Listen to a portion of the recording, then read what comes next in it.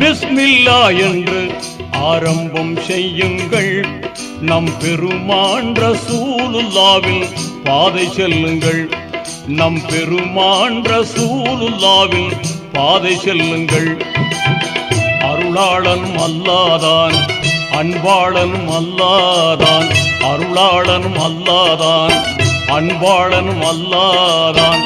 திருநாமம் ஓதிடுவோமே, தீமை நீங்குமே, பொல்லா தீமை நீங்குமே.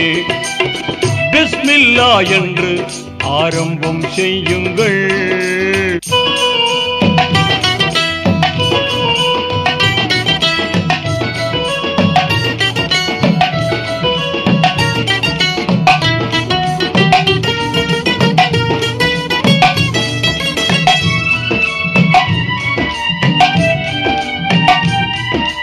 இறைவன் பெயரால என்றும் துவங்கும்